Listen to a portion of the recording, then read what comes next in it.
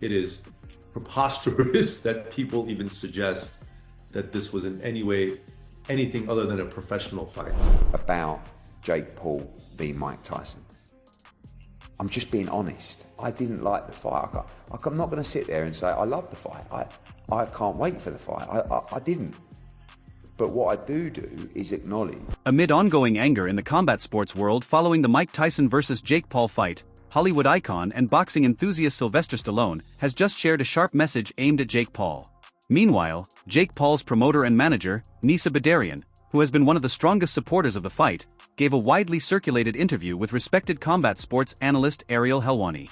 In the interview, Badarian expressed that, despite the continued criticism from a small group within the boxing community, they are incredibly proud of the success they've achieved in such a short amount of time. Imagine being 27 years old, in your fourth year as a professional with no amateur experience, and you're walking into a stadium with 72,000 people, and you're cool, you're calm, you're composed, and you perform under those bright lights against the baddest man on the planet, who just slapped you the day before in front of the whole world to see.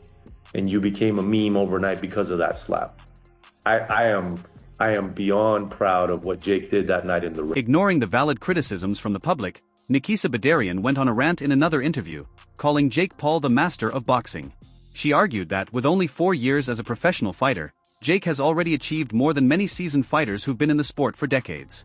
Defending the controversial decision to have Jake fight an aging, retired legend like Mike Tyson, Nikisa dismissed the criticisms from experts and professionals, suggesting they were simply envious of the spectacle she and her team had created. She claimed that their negative comments were just attempts to distract them from their path to greatness. Nikisa boldly asked, "Show me another athlete, from amateur to high school level, who has accomplished as much as Jake in just 4.5 years of experience, both inside and outside the ring."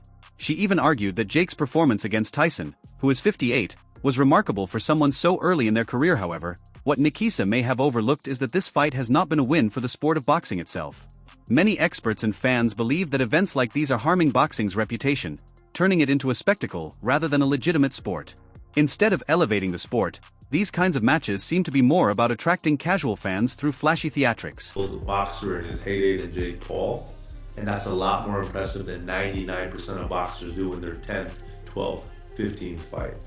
More importantly, Jake Paul has put on for this sport like no athlete has before. He's the greatest gift the sport has ever seen from my perspective. One factor that may have set Nikisa off is the growing speculation about the legitimacy of the fight, with many boxing fans and prominent figures questioning the true motives behind the event. A trend has emerged, with people blasting anyone involved in what they see as an attempt to discredit the fight. In response, Nikisa defended the authenticity of the bout by pointing to Mike Tyson's health issues. He argued that if the fight had been rigged, they would have never postponed it, especially when they had a clear chance of winning at that time. Nikisa insisted the fight was 100% real from start to finish, even mentioning that Tyson had an ulcer, which led to a 5-month break to allow him to heal and perform at his best. Nikisa further emphasized that if anyone tried to rig the fight, it would be impossible due to the involvement of official sanctioning bodies like the Texas State Commission and the massive streaming platform Netflix. He pointed out that attempting to rig such a fight would be a federal crime, and that everyone involved, including himself, Jake Paul, Mike Tyson and Netflix executives, would face serious legal consequences. He dismissed any claims that the fight was anything but a legitimate contest, saying it was absurd for people to suggest otherwise. Jake Paul also responded to his critics, who labeled the fight as fake or scripted. He offered his own explanation for Tyson's frail appearance, stating that it was due to Tyson's inability to face the same challenges in the ring that he had during his training camp, which was closely monitored by his team. I wish he would have, put up a better fight so then I could have risen more and done more. And he was surviving. He was. So it's rigged because look at him on the pads, but he didn't do this in the fight because someone is fucking punching back, you dumb. It's people don't realize my power. That is true. And my jab and my speed and my ability and my footwork to get out of the way of those punches. So then all of a sudden he's throwing at literally air. He can't. Jake Paul also argued that the harsh backlash surrounding the fight comes from biased fans who were hoping to see him get beaten. He claimed that these fans had built up an image of Tyson as a legend and were disappointed when they saw how much Jake had improved and how much stronger he looked compared to their washed-up idol. According to Jake, this frustration led them to launch a campaign to tarnish his name and reputation. I mean, what what do they want? They just want me to lose. That's the only way they would have thought it was entertaining. It's like, okay, yeah, sometimes there's going to be NFL games where they score, 10 points each, and then it's fucking boring. Like, what do you want? Like, that what happened. All possibilities are there when you go into a fight. The comments from Jake Paul and his team have only intensified the backlash, with more well-known figures calling out their hypocritical and disrespectful behavior. Sylvester Stallone, a three-time Oscar nominee and combat sports fan due to his iconic role as Rocky, voiced strong support for Mike Tyson. Stallone, who has known Tyson since he was 19, made it clear that he believes the fight was rigged. He recalled how Tyson had always been an incredible athlete, and compared the fight to one of the greatest Oscar-winning performances, saying, "I remember once I bumped into him and thought I was hit by a runaway bulldozer." Despite his disappointment with the event, Stallone acknowledged that the money involved likely played a major role in Tyson's decision to take the fight, especially as a retired fighter in his 50th over. Stallone was not sympathetic to Jake's attitude after the fight. He criticized Jake for gloating and downplaying Tyson's performance, calling it disgraceful and in bad taste.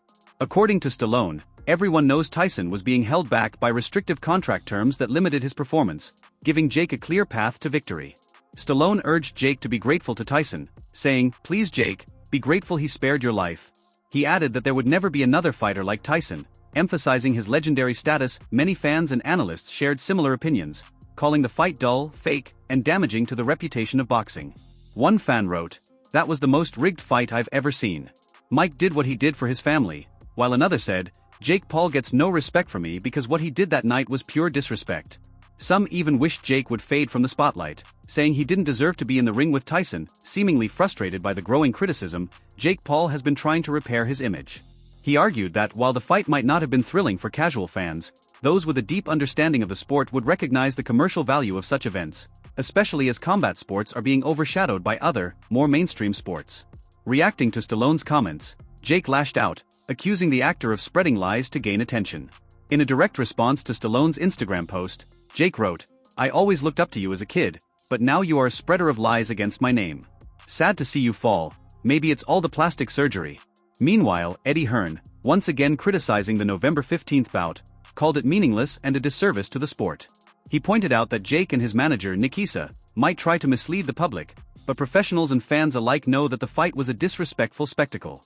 Hearn made it clear that this fight did nothing to honor the legacy of Mike Tyson, who had given so much to the sport throughout his career. Can't give them enough credit for what they did last weekend. They didn't like the fact that I didn't speak positively about Jake Paul v Mike Tyson. I'm just being honest. I didn't like the fight.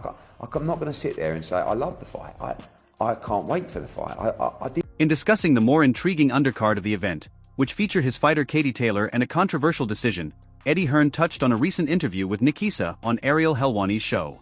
From the conflicting and almost confrontational remarks made during the interview, it became clear to Eddie that neither Jake Paul nor his team at MVP are ready to take the professional boxing world seriously. Instead of focusing on more meaningful and ethical opportunities, like organizing events similar to the Amanda Serrano vs. Katie Taylor undercard, they seem to be more interested in staging cheap stunts, such as the Jake Paul vs. Mike Tyson fight. Eddie emphasized that the sport deserves better than these types of spectacles and should be focused on real competition and legitimate opportunities for fighters. We just got to be a little bit careful that we don't allow our bickering to get in the way of those opportunities. And I listened to Nikisa's interview on Ariel, and it sounds like they won't do that either, which is important for Katie and Amanda. I just think sometimes they need to understand that collectively we can do more. Collectively we might be able to drive the number up with our expertise, with their expertise. Another person voicing his frustration with Jake Paul and his team is former professional fighter Tony Bellew. He took to Twitter to express his disappointment with the fight and the constant passive-aggressive justifications from Jake and his promoter Nikisa, who have been trying to convince the public that the event was just another ordinary fight. Tony criticized their efforts to defend the fight's authenticity, stating that after seeing what transpired, it's clear that the whole event was staged for one purpose: to draw attention to Jake Paul, an otherwise irrelevant fighter in the sport. He wrote, "We are all to blame for this. We keep talking and watching. We need to stop this fool. Don't tune into him until he fights someone who is fit, healthy, and not a grandfather. Any proper boxing people supporting Paul need to look at themselves. This is just sad." With decades of experience in the boxing world, famed coach and analyst Teddy Atlas also raised concerns about the legitimacy of the fight. He suggested that if the fight was indeed rigged, there's no point in giving it more attention because it would have misled fans, especially die-hard boxing enthusiasts who were hoping for a real contest. Teddy argued that if the fight was scripted, similar to WWE, then none of it matters, and the sport would have been reduced to a spectacle. He pointed out that during the middle rounds of the fight, it was clear to spectators that Jake Paul could have ended it quickly, but the fight was unnecessarily prolonged, which many believed was part of a staged plan that was later leaked on social media. You think that he carried him late in the fight? Yeah, I think he did. But now you could ask different reasons. You have to look for what the reason was behind it. It's kind of like being in a courtroom. You're in a courtroom, okay, is it murder or is it manslaughter? Was the intent to kill? Was the intent to, or did it happen, because of other circumstances that brought it about? But was the intent? Another key factor that may have influenced the outcome of the fight is the involvement of major stakeholders like Netflix, which could have had a significant impact on the final result. According to Teddy Atlas, in fights that are staged primarily for spectacle and not to add real value to the sport, larger organizations often control the process to maximize profits. Teddy pointed out that companies like Netflix, with their huge financial interests, likely had a say in shaping the fight's direction. He said, "Was it because of Netflix? When we agreed to do this, yeah, it could be big with the fans. Netflix has board members, people making a lot of money to ensure that their billion-dollar business stays intact and that nothing goes off track. So, what do you think about the ongoing threats and accusations directed at Jake Paul?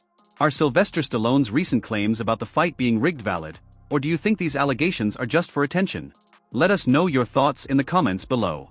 And if you enjoyed this video, make sure to like and subscribe to our channel.